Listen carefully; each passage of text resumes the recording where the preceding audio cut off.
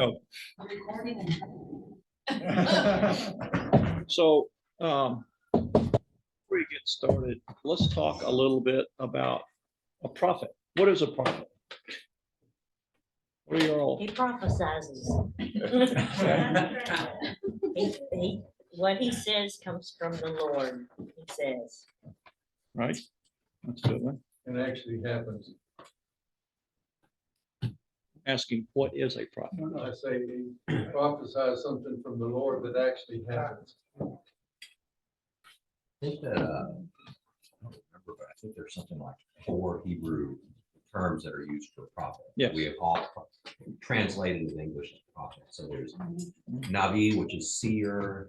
There is, I can't even remember, man of God is one. There's at least a couple more. So it's what we call prophet is actually a catch-all phrase for a very broad job description. Kind of like the word judges, that judge that we use, that really doesn't capture what a judge is. Right. So, the word prophet comes from a Greek word, pro, which means before or toward, and physian, which means to tell. Something that's told, if you will, before it happens. Kind of an interesting point. Prophets are also called seers. Like you say, it's kind of all encompassing thing. Inspired by God and the Holy Spirit to deliver a message. The reception of the message is termed a revelation, and the delivery of the message is termed a prophecy. So there's all kind of people. If you look on Wikipedia, it's interesting who's listed as prophets. So obviously we have the prophets in the Bible, many of which we have talked about already. For example, Moses, Abraham, Samuel, David, Myram, Joshua. These are some of the prophets that we've already spoken about. Who? Deborah. Yes, Deborah. That's correct.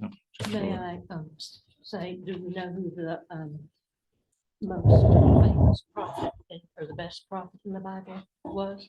You know. Oh, I can't wait. Well, The Pharaoh's daughter, she went down to the bank of the Nile and pulled out a little prophet. yep, right. Actually, that's a good question though, because I read 3 different things where it said the greatest prophet was Moses. And then another one said the greatest prophet was Elijah. And then another one said the greatest prophet was Isaiah. So everyone's got their idea. So And can I also point out in the gospel reading today, Jesus is called a prophet. correct. So I put a timeline up here about what we're going to talk about today. I had to do it. I had to do this timeline for myself to kind of understand the plot. Okay. So, and I was speaking to Dave earlier. It's kind of amazing. The apex of Israel and the Jews under King David and Solomon was only about 50 years in time. I mean, it was kind of short when you think about it. And then today we're going to talk about almost 400 years and over 500 pages of the Bible in one chapter here. So the most significant thing, which maybe, Claire, if you will, if you would talk about a little recap from last week, because I will lead into this. Yeah. For Solomon. So, but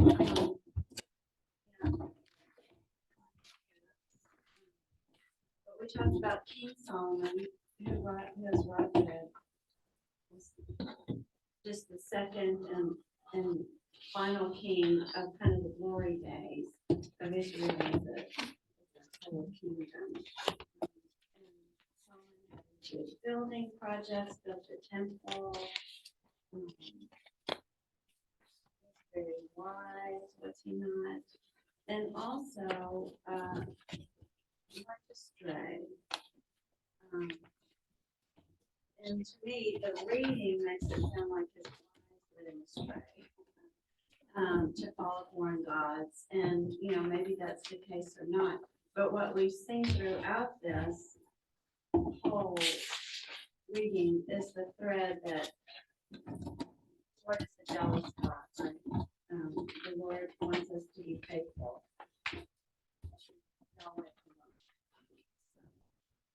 We end with some unfaithfulness here. He ends on a kind of a sour note.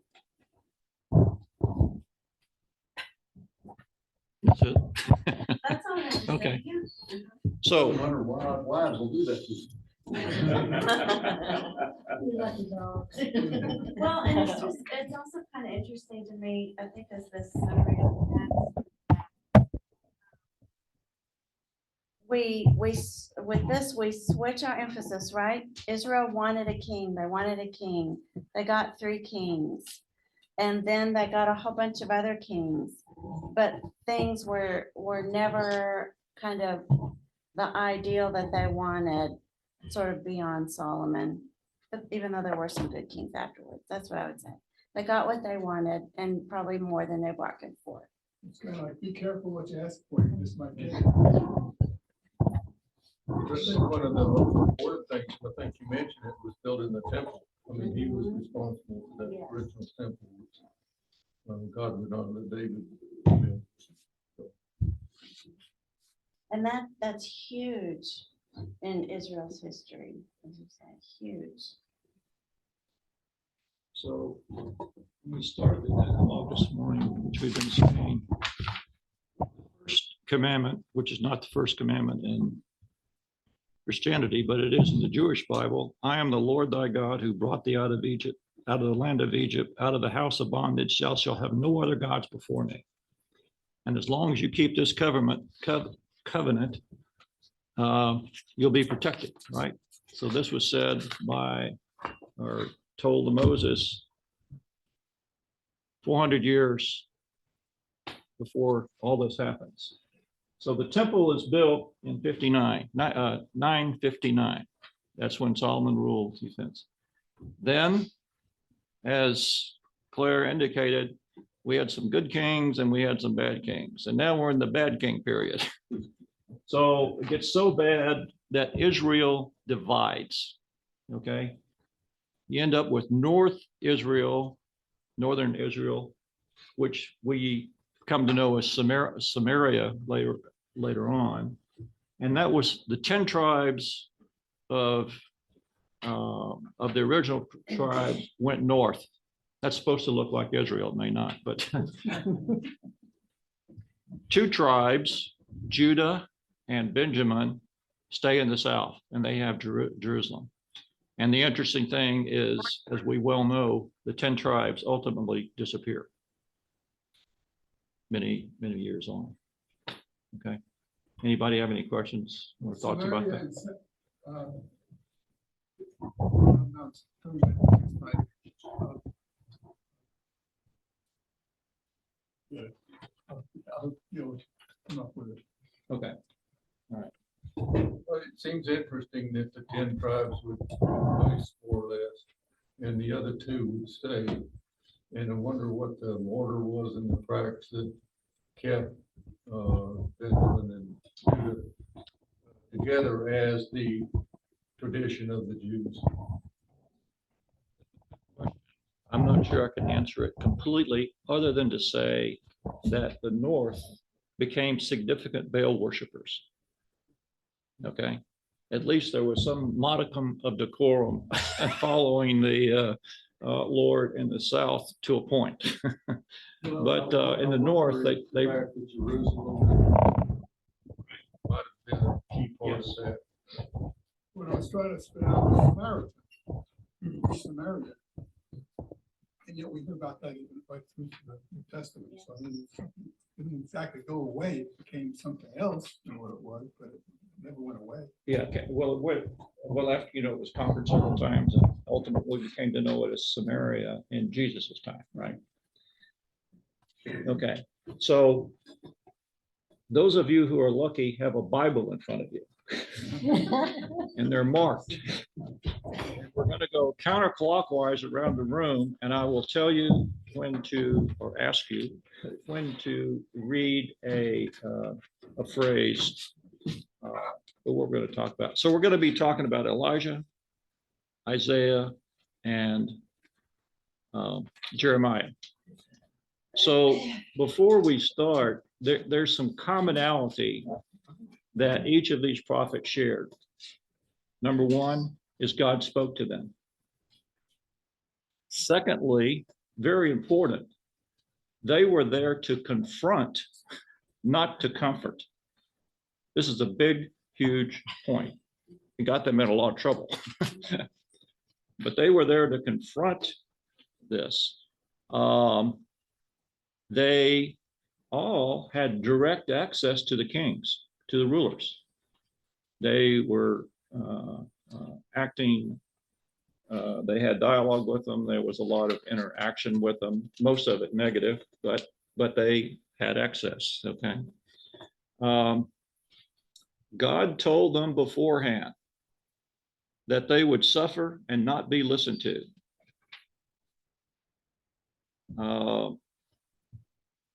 And their end was kind of interesting. Elijah's taken up to heaven. Isaiah's murdered by a king, supposedly. And Jeremiah died at old age, being honored by the Babylonians. I thought that was kind of a really interesting point. Anybody have any other thoughts on the commonality of these guys? I was thinking about Nathan. I assume Nathan was considered a prophet, but Nathan did the biggest confrontation in the whole mess when we took David on about his problems. He goes all the way back.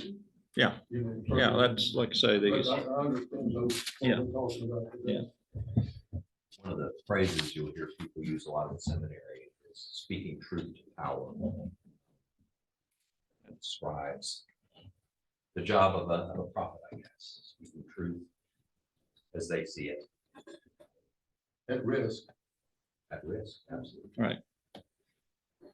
So the other thing I always like for us to think about is the connections between the Old Testament and the New Testament. So in these stories about Elijah and Isaiah and Jeremiah, can you all think of any specific connections off the top of your head? They all had direct communication with God. Well, that's a connection, absolutely.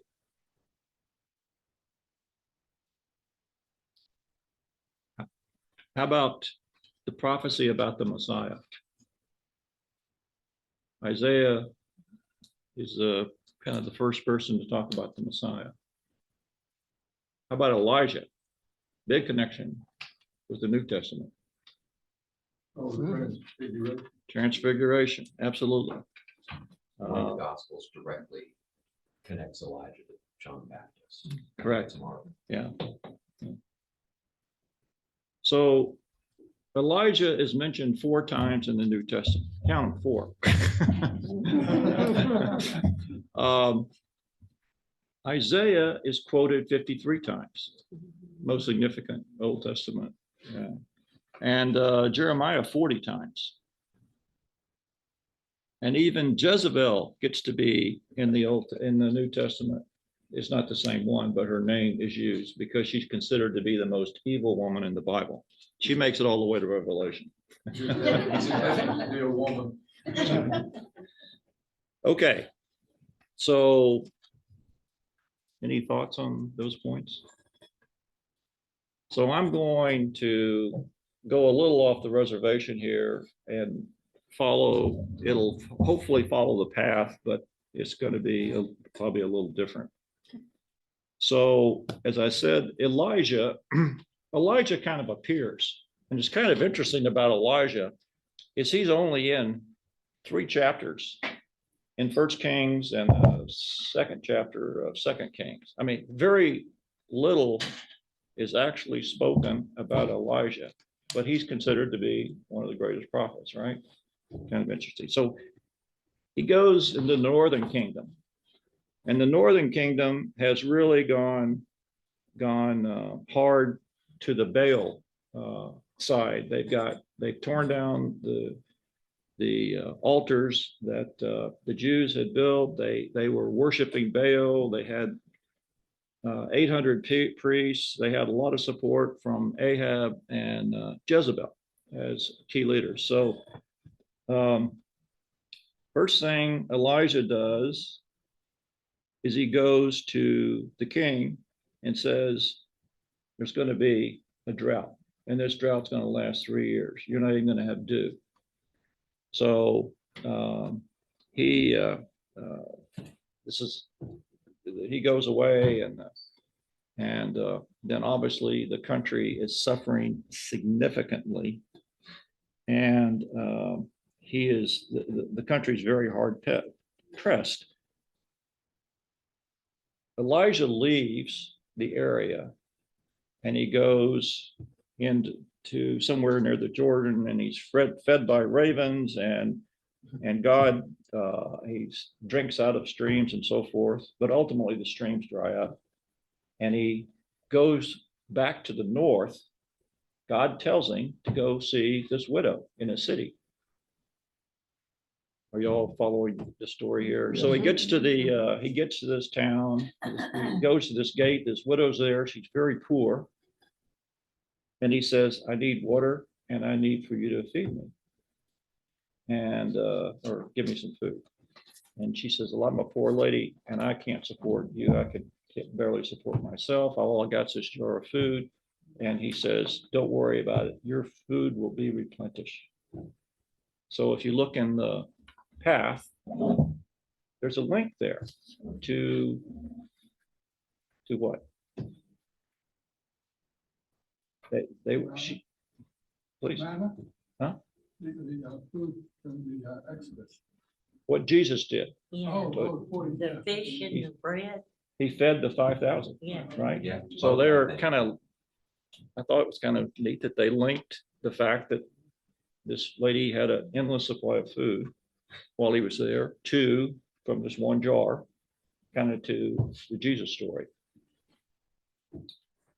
So he goes and stays with her. She has a son. The son gets ill. The son dies. So she's she's in grief, and she complains to Elijah that he's brought this on her head. And Elijah goes and calls on God, and he revives the son who comes back to life. So this is the first, if you will, resurrection in the Bible. Elijah did this, right? No wonder he's such a big deal. Huh? I mean, no wonder he's such a big Well, deal. yeah, so he still has, of course, she tells all her friends and neighbors, but I don't know. So then God tells Elijah to go back to Ahab and challenge him. So now we have another David and Goliath story, right? Elijah sets up this challenge against 450 Baal priests, and they get the bulls out, and they have this discussion about who's going to kill the bulls, and obviously the Baal people can't do it. Elijah calls down the Spirit of the Lord, and the bulls burns up, and then he knocks off 450 of their priests. So, any thoughts on that? I try to tie all that back into one of the commandments, thou shalt not commit murder. There were 450 that worship Baal, and then there were 450 that worship Ashtoreth. That's 900 people. Well, I can't answer that question other than to say there's a difference between murder and killing. Yeah, good luck on that one. What's in your heart? So, Well, the law makes a distinction yeah, in what it calls the crime of someone else dying in the presence or by your hand. Vehicular homicide, intent to this or that. so moving on a bit, Jezebel is kind of displeased that 450 of her crew have been wiped out. And she wants Elijah put to death. So God tells Elijah to leave and go south. During his trip south, he's taken care of by an angel, gives him food and water. And he goes to where? Huh? When you go to the wilderness? Well, where did he go? Yeah, Mount Horeb, right? Which And- is another name for Sinai. Right. Yeah. So he goes, he's the only prophet that returned back to Mount Sinai, apparently. In the Old Testament. I'll qualify that. Then he's there 40 days and 40 nights, and he encounters God. And I would ask you to read First Kings, the scripture. It's more poetic than. He said, go out and stand on the mountain before the Lord, for the Lord is about to pass by. Now there was a great wind, so strong that it was splitting mountains and breaking rocks in pieces before the Lord. But the Lord was not in the wind, and after the wind, an earthquake, but the Lord was not in the earthquake. And after the earthquake, a fire, but the Lord was not in the fire. And after the fire, a sound of sheer silence. When Elijah heard it, he wrapped his face in his mantle and went out and stood at the entrance of the cave. Then there came a voice to him that said, what are you doing here, Elijah? So I really think this is a cool, a really, I say cool, very interesting reading. Earth, This- wind, and fire. The sound, well, but God appears in the sound of silence. Right, sound of silence, that'll work. Yeah. Simon and Garfunkel think so too. Huh? Simon and Garfunkel think so too. Right, Yeah. exactly. But I mean, I think that's, you think of the way that God can speak to you and you think about silence. Right? He doesn't hit us over the head with a stick, although we probably need it often. He's Sound of usually not silence. quiet either. I'm sorry. God's usually not silent. Isn't that really the way prayer is? I mean, Mhm. we have to get silent. Right. Hear God speak to you. Right. You have to get still. Same Right. thing. Yeah. We have to listen. And up So, until now, I mean, the story you can see is deliberately paralleling the story of Moses, except that with Moses, the voice speaks out of, right. all the noise and glory. And so this is deliberately sort of setting up a surprise ending. Right. So ultimately, Elijah goes back to the northern Israel. And in the meantime, Ahab lusts after a vineyard. The landowner won't sell. Jezebel arranges for him to be killed, and he takes the vineyard. And Elijah comes back and tells him that all of he and all of his family will die because of his transgression. So Ahab, in the scripture, sincerely repents.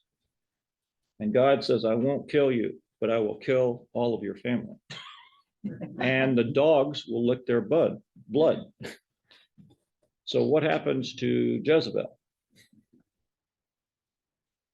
She gets killed. Huh? She gets killed. She gets thrown out a window and the dogs lick her blood. So the prophecy was fulfilled. She puts her makeup on before she. That's dies. right. She did. She thought somebody was coming to visit her and she got all prepared. That's exactly right. So after this, three different groups of soldiers are sent to capture Elijah. And the first two groups are individually killed, and the third group, they decide that they don't want to do this, and they don't take Elijah. And then we kind of come to the end of this story. And Abby, if you would read Second Kings, this is when Elijah meets Elisha, and I'll let you read the story. When they had crossed, Elijah has said to Elisha, is that how you say it? Elisha, that's the way I said it, yeah. To tell me what I may do for you before I am taken from you. And Elisha said, please let me inherit a double share of your spirit. He responded, you have asked a hard thing yet. If you see me as I am being taken from you, it will be granted you. If not, it will not. As they continued walking and talking, a chariot of fire and horses of fire separated the two of them, and Elijah ascended in a whirlwind into heaven. Elisha kept watching and crying out, Father, Father, the chariots of Israel and its horsemen. But when he could no longer see him, he grasped his own clothes and tore them in 2 pieces. That's to 12. Thank you. So Elijah's taken up in a chariot and a whirlwind. He's the only guy in the Old Testament we know that happened to. So an interesting thing about Elijah is at the end of, at Passover, there's always a glass of wine for the place set for Elijah. He's a significant part of the ceremony. He's also there for the bar mitzvahs and the other things like that. So he is very honored. And at the very, very end of the Passover dinner, the last thing they do is they go and they open the door to see if Elijah has come. If you've ever been to a Passover dinner, it's really kind of a interesting way to end the thing, particularly when the kids do it. But they're supposed to call out for Elijah. Is he supposed to come back? I'm sorry? Is he supposed to come back? Absolutely. He's there. So do we have any other thoughts on Elijah? I like the pouring water on the offering that go, and the connection there, I've always thought it's kind of fascinating. Baal is the god of rain. And so Right. Elijah just says, okay, let's see what he can do with as much water as you can dump on this. Right. And it's kind of a neat. Yeah, it is. You know, So- the treating Elijah Jewish in the Passover dinner sounds a little bit like he has sainthood in the same reverence way that we select various humans, I guess, So, to be revered or. There's only 2 situations in the Bible, I think, where somebody ascends into heaven. Is that correct? Jesus. Yeah, and so it's an interesting thing that Elijah's ascension, and he used the word when you read one of those, ascension, in comparison to Jesus, when Jesus ascension. But, Oh, yes, yeah. Gino, Isn't, but it's not. He didn't die. No, but it wasn't a like miraculous kind of ascension, it just said that he kind of just disappeared. But he couldn't die or he couldn't come back, right? Well, But there's no report of Enoch's death. kind of the interesting thing about Elijah is he just kind of appears. He appears out of, there's no introduction like there is for the other 2 prophets about how he kind of got started, if you will, right? He just kind of appears. So what's the relationship between Elijah? Elijah God told Elijah to take Elisha as his successor. And he gave it before he left, he strikes the water in the river and separates the water with his mantle. And then he gives the mantle to Elisha. And actually, there's more in the Kings about Elisha than there is about Elijah. Well, you should have named him a different name so we. So I could get, that's why I had to do this, right? To keep up, right? It's all our English speaking problem. Okay, so now we're going to move on to Isaiah. And this is about 150 years on now. And Isaiah is in the southern kingdom. And actually, his wife was called a prophetess as well. His wife is not named that I could find, but they don't know whether she was called that because she was the wife of a prophet or what, because he was in the temple already. And his sons, he had two sons, Shear Joshua, which means a remnant shall return. So this is the first time we kind of experience the name, the thing called a remnant, who's going to be left. And then his other son is Mecca Shalahash Baz, which means quickly spoils to plunder. I wasn't quite sure about this name. And as you can say, what was Israel? What did I have? Isaiah. His name meant the God. God is salvation, right? So whomever the next reader is, please read Isaiah chapter 1, verse 1 through 4. The vision of Isaiah, son of Amoz, which he saw concerning Judah and Jerusalem in the days of Uzziah, Jotham, Ahaz, Hezekiah, kings of Judah. Hear, O heavens, and listen, O earth. The Lord has spoken. I reared children and brought them up, but they have rebelled against me. The ox knows its owner, and the donkey its master's crib. But Israel does not know, my people do not understand. Ah, sinful nation, people laden with iniquity, offspring who do evil, children who deal corruptly, who have forsaken their Lord, who have despised the Holy One of Israel, who are utterly estranged. So he's kind of setting the scene for the stage of what southern Israel is like now and what the problems are. That they are, in sin. Now, Ralph, will you read Isaiah 6, 4 through 10? Pivots on the threshold shook at the voices of those who called, and the house filled with smoke. And I said, woe is me, I am lost, for I am a man of unclean lips. I live among people of unclean lips. Yet my eyes have seen the King, the Lord of hosts. Then one of the seraphs flew to me, holding a live coal that had been taken from the altar with a pair of tongs. The seraph touched my mouth with it and said, now that this has touched your mouth, your lips, your guilt has departed and your sin is blotted out. Then I heard the voice of the Lord saying, whom shall I send, and who will go for me? And I said, here I am, send me.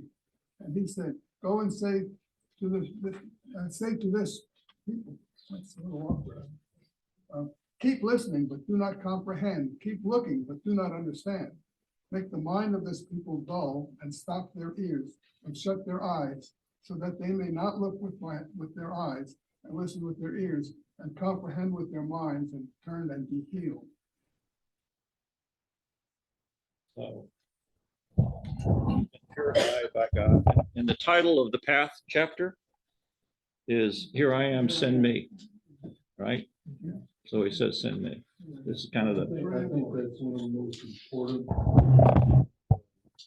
not just for the Bible story, but well, Right. here I am sending. So there's a second part that to me is really significant. I give them ears and they can't hear, and I give them eyes and they can't see. And how often do we hear this or a similar phrase quoted in both the Old Testament and the New Testament? I mean, this is repeated over and over and over and over. At some risk of distraction, by the use of seraphs or seraphim and cherubim, because they were gods within the Baal religion. And it's like the crossover between, I'll call it Judaism and non-Judaism. I find that a little hard to understand, other than there was a way to. I would have people thought they were understand something. angels serving God. Well, but from the history that I've read about cherubims and seraphims, they indeed were. Just kinds of, if you will. To me, it's a little confusing, it's really my point, that's why I say it's a distraction, because I'm trying to sort of balance that or reconcile that somehow. Yeah.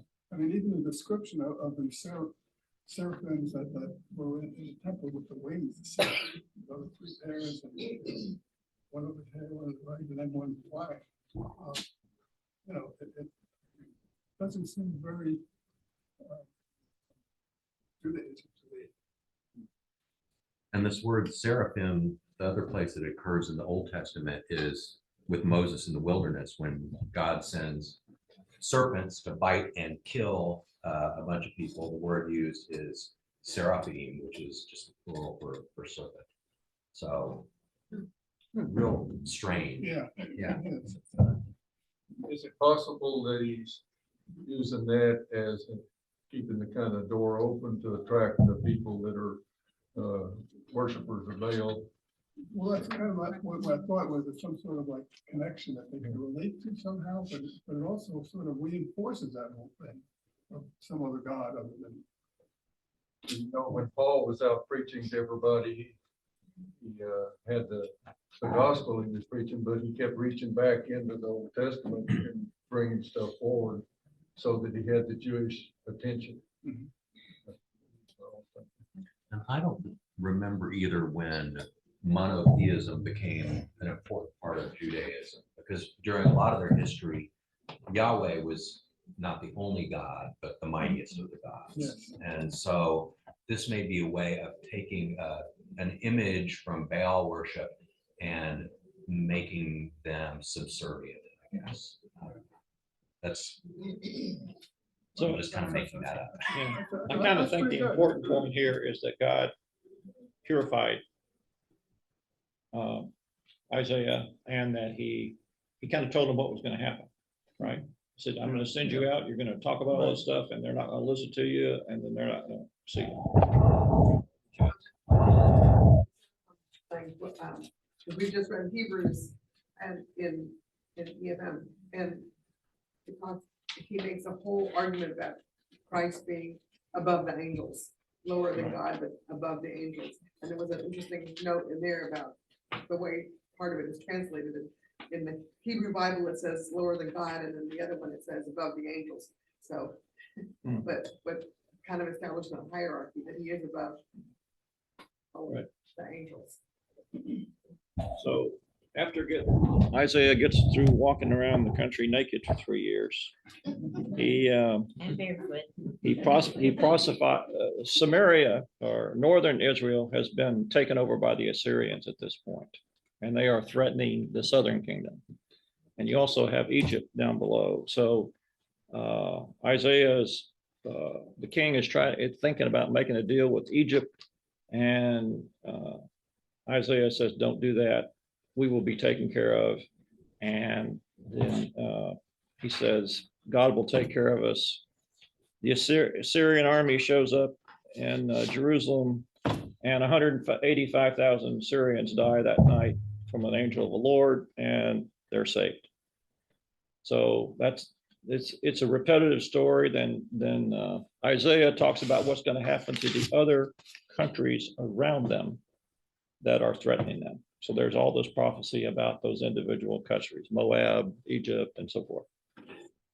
So, but now the most significant part here, as far as prophecy goes, Bob, will you please read in chapter 53? This Isaiah 53. Who has believed what we have heard? And to whom has the arm been revealed? For he grew up before him like a young plant, like a root out of dry ground. He had no form or majesty that we should look at him, nothing in his appearance that we should desire him.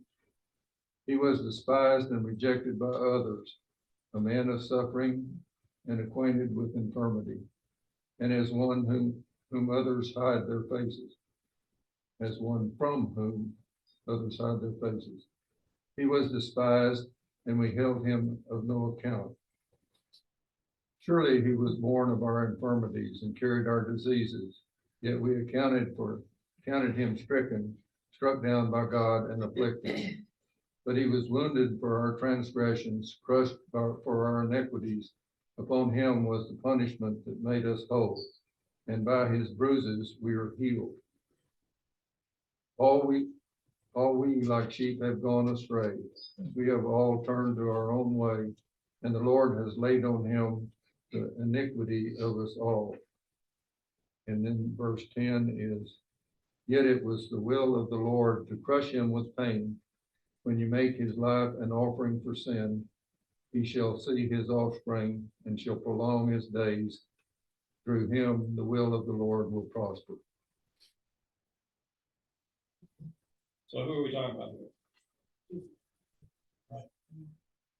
Messiah. So this is really one of his greatest prophecies was the coming of the Messiah. And there's a couple of other chapters in Isaiah that might precede this, and this is kind of the main one, I think. He was really abused. Excuse me? I say he was abused Right. in this. The so-called suffering servant. Right. Right. Which is actually, when you think about this, it's interesting. This is the Jewish text. They're thinking of the Messiah as a person, and they've been told that he's going to be a suffering servant. It's kind of. Well, and isn't Cyrus also called a Messiah? It's called a Messiah in Isaiah. So the word Messiah gets used in various ways, and Cyrus was the Persian king who let them. Let the people go. Mhm. So what is the? So, do we know? Anointed one, literally. You anointed train one. people ought to know that. Uh-huh. It's a very broad, I mean, It is a broad specifically it just means the one upon whom oil has been poured. Okay. Anointed. The anointed, yeah, which was done. I think that's what it meant. God with God with us. Yeah. Mhm. Okay, so the other important thing that Isaiah talks about is the remnant. He said, you guys are all doing bad stuff and so forth, but God will protect the remnant, that those that are remain faithful to me. So this is the concept that he's introduced, which we'll talk about a little bit more later. So that word transitions down through all the way to today. Correct. So then we get to Jeremiah. By the way, Isaiah was murdered or supposedly murdered by one of the kings. I can't remember his name. Anyway, so he was murdered. So we come to Jeremiah. It's around 626 BC, and he was called, or is called, the weeping prophet. I call him the doom and gloom prophet. I mean, the whole book is doom and gloom about all the things that are going wrong. He suffers a lot. Priests try to kill him. He's beaten. And when he complains to God, God says, don't worry, it's only going to get worse. And it does, right? So I thought that was kind of an interesting point. there's these stories about where he takes on the yoke to demonstrate to people that they will have to bear the sins of this. One of the priests breaks the yoke and says, this isn't going to happen because everything's going to be okay. And obviously it wasn't okay. So he is prophesying about the fact that Babylon is going to come and destroy them and destroy the temple, which they do in, put that right up there. They destroy the temple in 587. So the temple only exists for like 350 years, and then it's completely destroyed at this time. And Jeremiah was still alive to see this. And what was kind of interesting to me is whenever, I mean, he's abused by 5 kings. I mean, he has all of these things that happen to him that are not good. But at the end, the Babylonians treat him with respect and take care of him. It's kind of interesting because he lived for another 15 or so years afterwards. So Pam, where are you? Oh, you need to read, I'm sorry, I skipped over part. Can you read Jeremiah chapter 1, the verses there? Before I formed you in the womb, I knew you, and before you were born, I consecrated you. I appointed you a prophet to the nations. Then I said, Ah, Lord, truly I do not know how to speak, for I am only a boy. But the Lord said to me, do not say, I am only a boy, for you shall go to all to whom I send you, and you shall speak whatever I command you. Don't be afraid of them, for I am with you to deliver you, says the Lord. Then the Lord put out his hand and touched my mouth, and the Lord said to me, see, today I appoint you over nations and over kingdoms, to pluck up and to pull down, to destroy and to overthrow, to build and to plant. So this was, I'm sorry I skipped over that. This is Jeremiah's commission from the Lord. Okay, and it was kind of important. So where have we heard the story? I knew you when you were in the womb before. Somewhere in Psalms. Hmm? One of the Psalms. Don't we hear about John the Baptist when Mary came, that he leapt in the womb? Right? It's kind of a little bit of a connection there. That's Right? the main thing. Yeah. Luis, you want to read 51? Jeremiah wrote in a scroll all the disasters that would come on Babylon, all these words that are written concerning Babylon. And Jeremiah said to Sarah, when you come to Babylon, see that you read all these words and say, O Lord, you yourself threaten to destroy this place, so that neither human beings nor animals shall live in it, and it shall be desolate forever.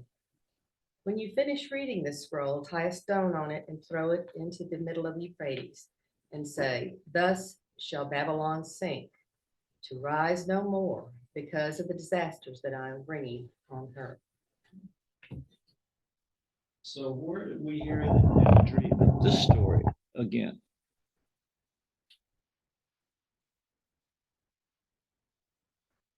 In Revelation, where they write on the scroll, the scroll was written on, and then he tells John to eat the scroll. I mean, it amazes me how these stories just kind of keep going on. So it's kind of interesting. But it's kind of interesting to say, make a record. Roll it up, tie a stone around and throw in the river, right? So if you get to Revelation, which is a prophetic book, you've got Jezebel portraying the evil woman. You got, they use Babylon as the example of the evil empire, if you will, eating the scroll. You've got the Messiah and the destruction of evil, and then you have heaven on earth. which has been promised, which are all themes that come out of these in some fashion, out of these prophets. So, kind of. Any thoughts on prophets and prophecy? Prophesying? I have a thought of what the theme seems to be through maybe the most significant thing in the Bible, and that is how we just keep not hearing. We keep being asked to hear and see. And this morning, I thought, well, it's still, that's still a charge to us. In the prayers of the people, we pray to God, and one of the things we ask is that we come with a meek heart and due reverence to hear the Lord. Well, I think that makes it very contemporary. And then we still love you.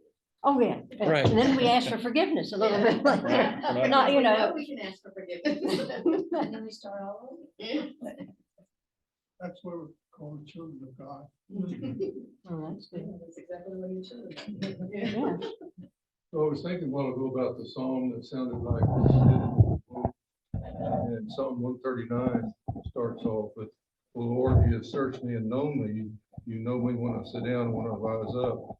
So he goes on in the psalm, saying the similar words, not using the term womb. Yeah. There's another verse in here in this lesson from Micah, Yes, if I can find it. Micah 6, yeah. Just, Micah 6, 8b. yeah, It's one of my yeah, favorite make too. one too.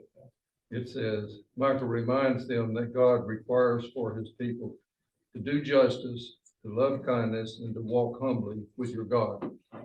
So send me, and then do justice, walk humbly. So,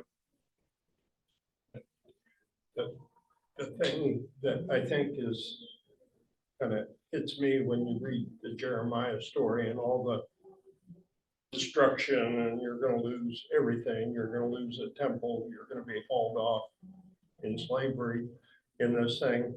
And he says, use it to your advantage.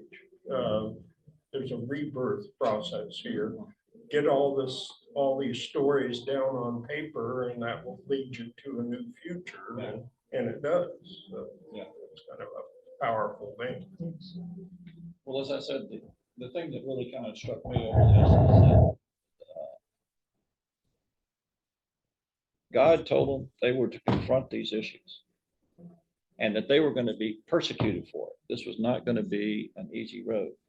And they went out and they did what they were instructed to do. So I guess that's a lesson to all of us, right? I often think about this exile situation when the people were taken to Babylon. It wasn't like some of the other problems where they just slayed everybody. They particularly the leaders and the wealthier people to Babylon and then put them under house arrest. So I think the worst thing that happened, they destroyed the temple. I mean, that's just cutting off their heritage right there. But I don't get the sense they were abused. Well, I think that's next week. Or, I think that's next week's. oh, really? I thought this, okay. I hadn't read ahead. Yeah. Oh, you're gonna talk about that? I I'm apologize. so glad you did this. Because all I have to do is, remember when Ron said this? Remember when Ron said-" It's recorded. So, That was a lot, a little bit of time. Wow. We're skipping over most of the minor prophets, so that's your homework. yeah. Go read Habakkuk. It's interesting, the Old Testament down through time follows they had Moses, Jacob, all the way down, and then the kings, and then all of a sudden, not all of a sudden, but it transitions, and now there's a gap in time here where the prophets take a major role, and the kings are just sort of, because I don't think there was any strong leadership, or maybe it was just. Wikipedia has a list of claimed post-biblical prophets, which include famous people like Joseph Smith and Oral Roberts and Reverend Ike. Joan of Arc. Yeah, how about Martin Luther King is in that list? Of the good guys. I would think as a prophet, that's a- it's all right. Muhammad is a prophet. Islam, Muhammad is a prophet. Islam, I think Jesus is also. Jesus and Elijah and Isaiah are all three in the Quran. You did such a good job, maybe we'll invite you back to do another one. I'm going to prophesy later on about something. Yeah, so there was one observation, I guess you got talented, really, the editors or authors of the past. But it was just something I was reading as about living as God called us to live, as a reflection of God's holiness in the world. The religious and political leaders were using their power and wealth, and all people were thinking of their own good rather than serving and loving one another.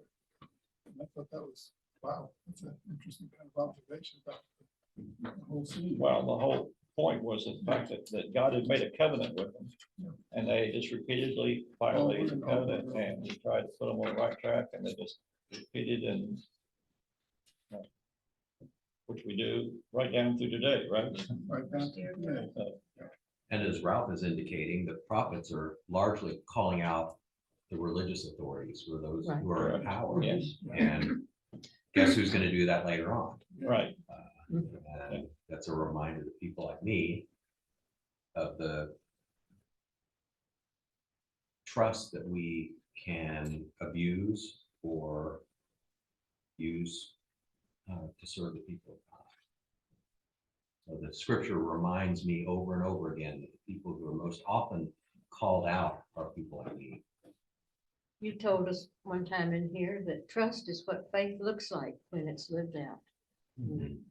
Talk about trust. Well, if you refer to some of those people on Wikipedia that are listed as prophets, it's Claim. there's a lot of false prophets in there, if you will. Do they fit the mold of the false prophet?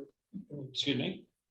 We talk about false prophets, so some of those people you're talking about could be considered false. Absolutely, absolutely.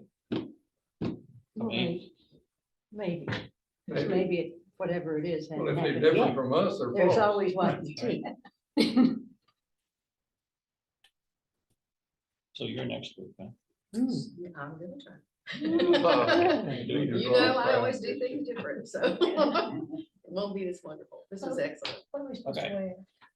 wear? Yeah, good. No games. Oh, that makes me sad. I tried, but I couldn't. Thank you. Thank you, Rod. Thanks, Really, Rod. just- Good job, Rod.